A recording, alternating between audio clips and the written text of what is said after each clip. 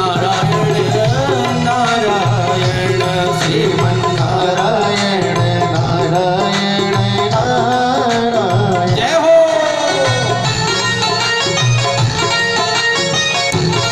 ताली बजा करके गाइए।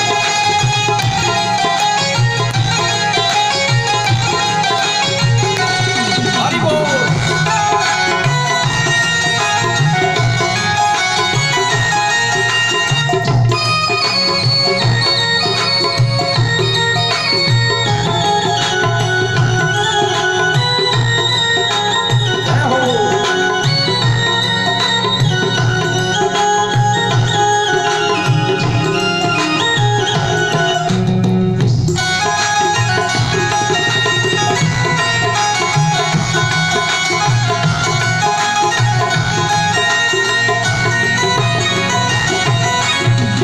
नारायण नारायण नारायण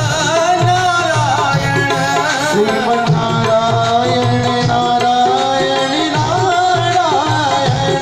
श्रीमन्नारायण नारायण नारायण श्रीमन्नारायण नारायण नारायण। श्रीमन्नारायण नारायण नारायण ओ श्रीमन्नारायण नारायण नारायण। श्रीमन्नारायण नारायण नारायण श्रीमन्नारायण नारायण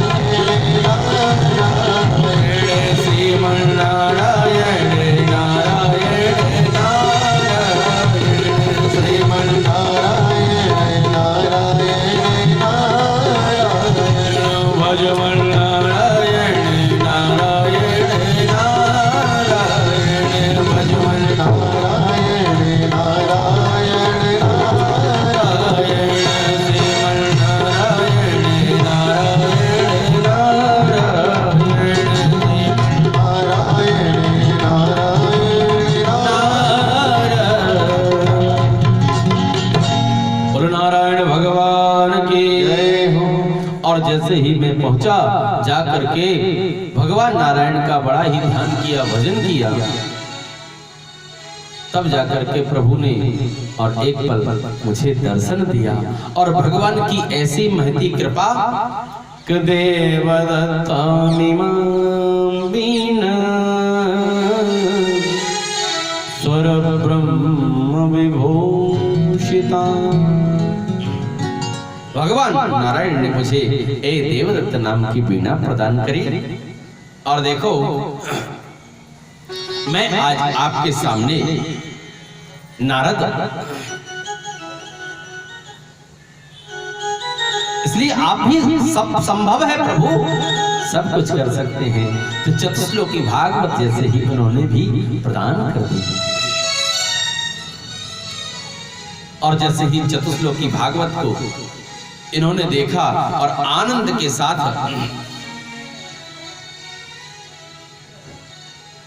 देखा, देख करके आनंद में भर गए।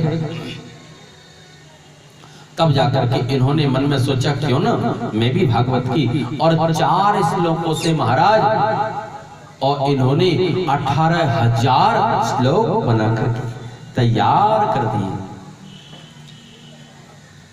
और जैसे 18,000 श्लोक करके बना करके, लेकिन मन में सोचने लगे क्या करूं, ये सुनाऊं किसको।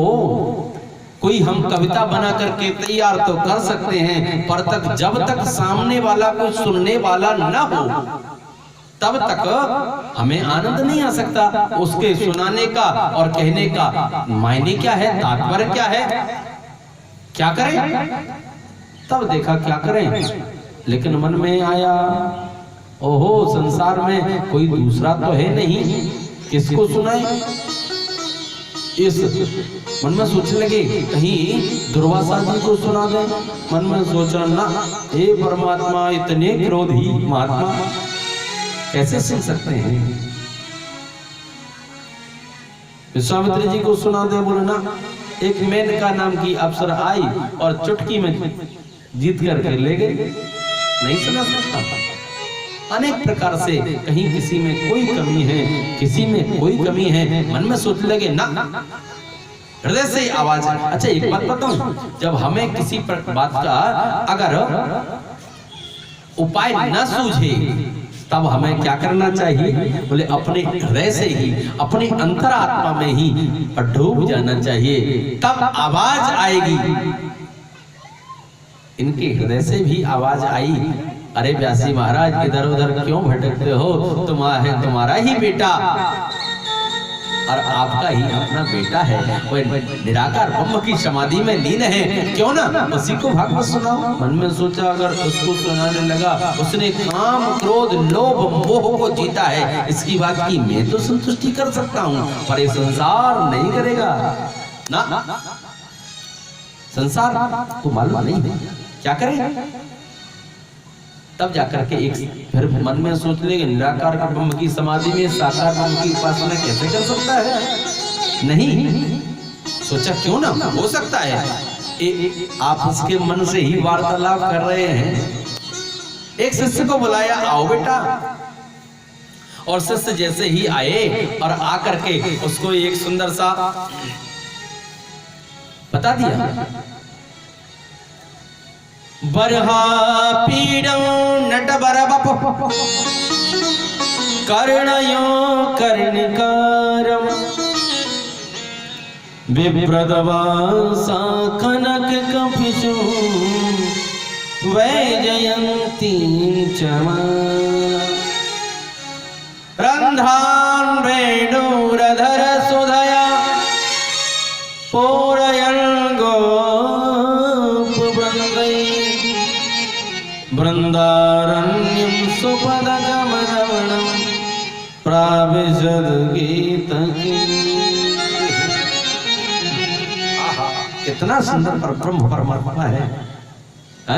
बरह पीड़ो नट बरबपो, बरहा मोर, मोर के पंख को जिसने और धारण करके रखा है, बरह पीड़म नट बरबपो, नटों में श्रेष्ठ जिसका बपू है नटवर। अच्छा एक बात बताऊं, सबसे पहले ये या तो दूल्हा सजता है या नट सजता है?